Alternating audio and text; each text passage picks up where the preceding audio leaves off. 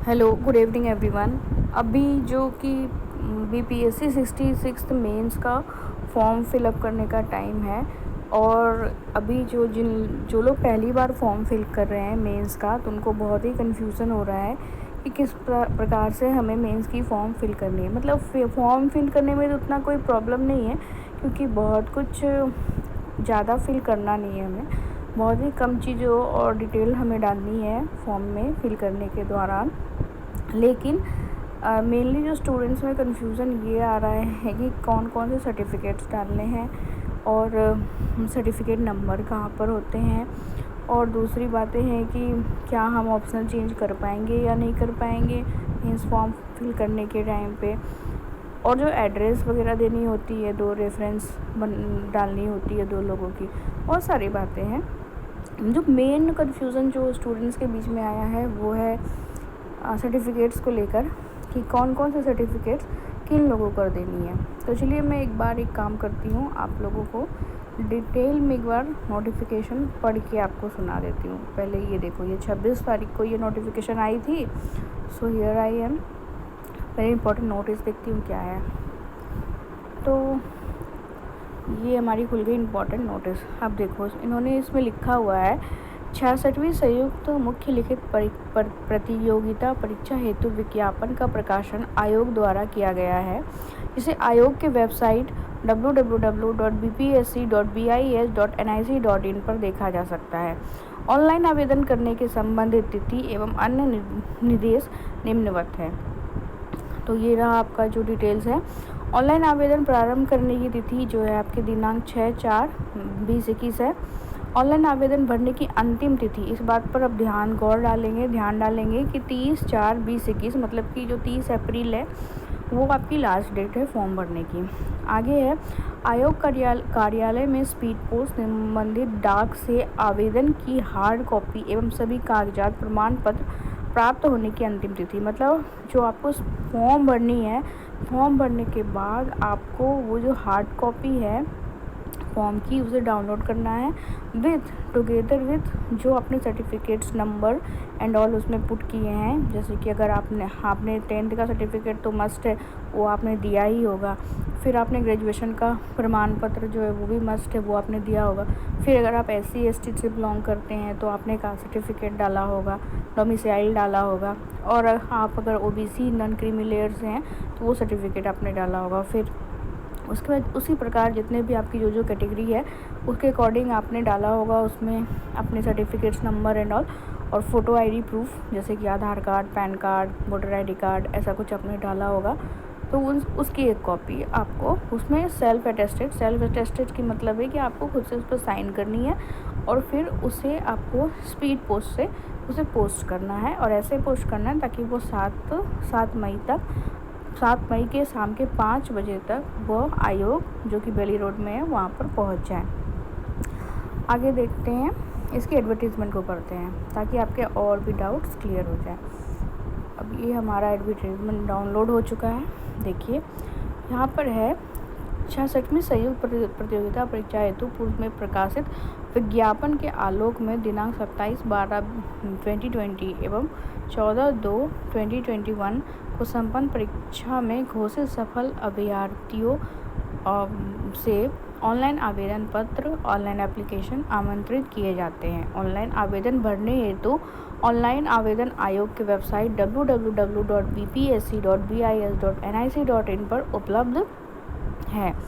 निम्नलिखित परीक्षा 3 विषयों की होगी, जिसमें 2 अनिवार्य विषय क्रमशः सामान्य हिंदी 100 अंक तथा सामान्य अध्ययन के 2 पत्र।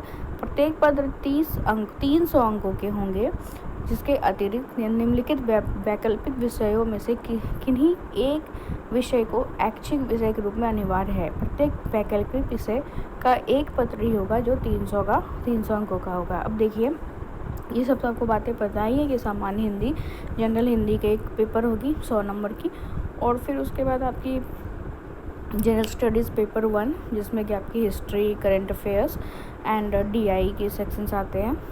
फिर देन वी हैव द हाँ, थर्ड नंबर जो है आपका वो जनरल स्टडीज़ पेपर 2 है, जिसमें कि आपके polity and governance and then economics, geography and third party science and technology, ये सारी चीज़ें आती हैं। अब ये देखिए, ये आपके जो है ऑप्शनल सब्जेक्ट दिए हैं, जिसे आपने प्री एग्ज़ाम का जब आपने फॉर्म भरा होगा तो उस टाइम में आपने ये डाल दिया होगा, जो भी agriculture, animal husbandry, anthropology, botany, chemistry, civil engineering, commerce, accountancy, economics, electrical engineering, geography, zoology, history, labour and social welfare, law, management, mathematics, mechanical engineering, philosophy, physics, ये सब कुछ दिया हुआ है। तो आपने तो ये पहले ही भर लिया होगा।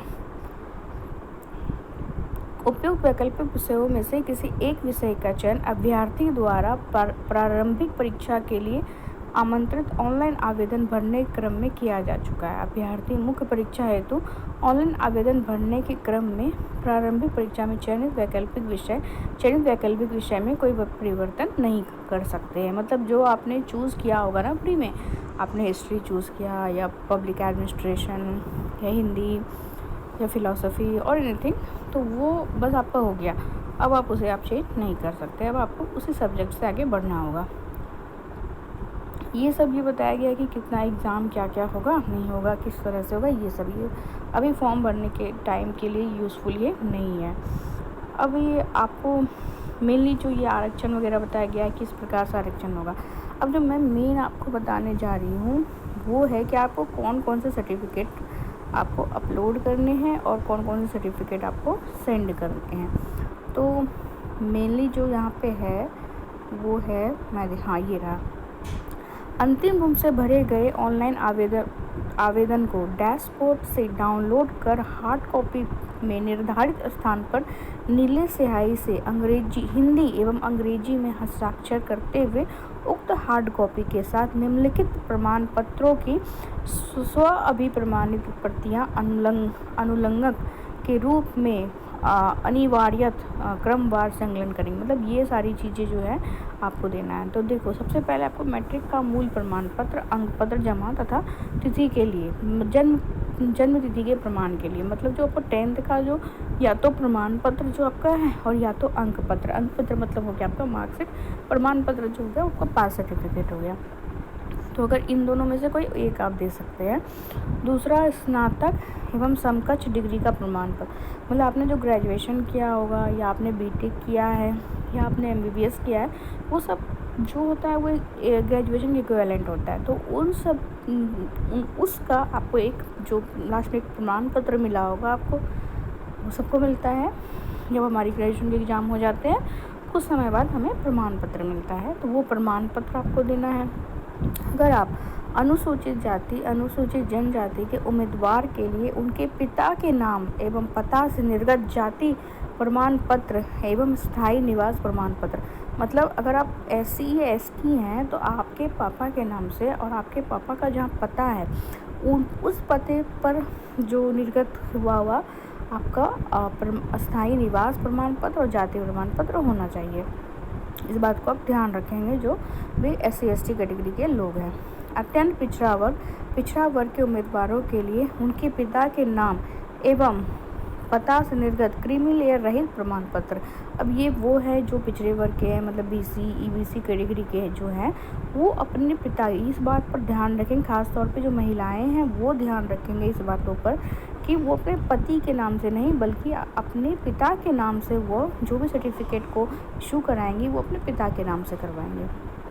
थर्ड है, आर्थिक रूप से कमजोर वर्ग के उम्मीदवारों के लिए सामान्य प्रशासन विभाग बिहार की अधिसूचना संख्या 2622 दिनांक 26/2/19 के साथ संग्रह अनुसूची एक प्रपत्र में सक्षम प्राधिकार द्वारा निर्गत आय एवं प्रति संबंधी प्रमाण पत्र, ये उसके लिए है जो आर्थिक EWS कैटेगरी के उम्मीदवार हैं, उनके लिए ये सर्टिफिकेट देना जरूरी है।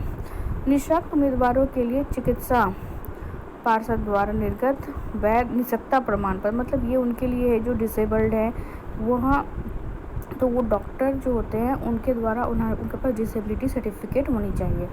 स्वतंत्रता सेनानी के पोता पोती नाती नातिन के दावा करने वाले अभ्यर्थियों को जिला पदाधिकारी या उनके द्वारा प्राधिकृत पदाधिकारी के हस्ताक्षर से निर्गत विहित प्रपत्र में प्रमाण पत्र, मतलब जो भी स्वतंत्रता सेनानी लोग हैं उनको चाहिए पदाधिकारी या उनके द्वारा जो भी अपॉइंट किए गए हैं उनके हस्ताक्षर से रहा हुआ उनको प्रमाण पत्र होना चाहिए। अधिकतम उम्र सीमा छूट संबंधी दावा करने वाले ऐसे अभ्यर्थी जो बिहार सरकार के नियमित सरकारी सेवक हैं एवं 3 वर्षों की निरंतर सेवा पूर्ण कर चुके हैं से संबंधित विभाग द्वारा निर्गत प्रमाण पत्र। ठीक है, ये उनके लिए है जो जॉब करते हैं।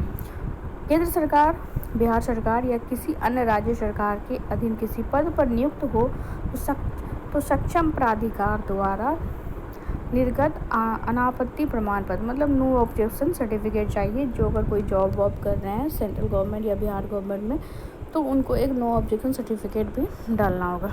फ़ोटो युक्त प्रमाण पहचान पत्र, यानी कि आधार कार्ड, पैन कार्ड और या तो इलेक्शन वोटर ID कार्ड, कुछ भी आप दे सकते हैं। ये आप इन सब चीज़ों को आपने देख लिया। आप अकॉर्डिंगली आप किस कैटेगरी पे बिलोंग करते हो उसके अकॉर्डिंग आपको ये सारे सर्टिफिकेट्स जमा करने हैं।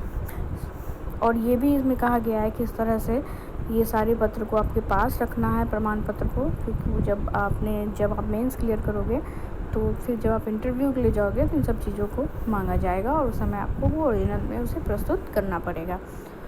तो ये था, मुझे लगता है शायद मैंने आपकी डाउट को क्लियर करने में थोड़ी बहुत सक्षम हो पाई हूँ। फिर भी अगर कोई और डाउट हो तो प्लीज़ कमेंट सेक्शन में कमेंट कर बताएं। धन्यवाद।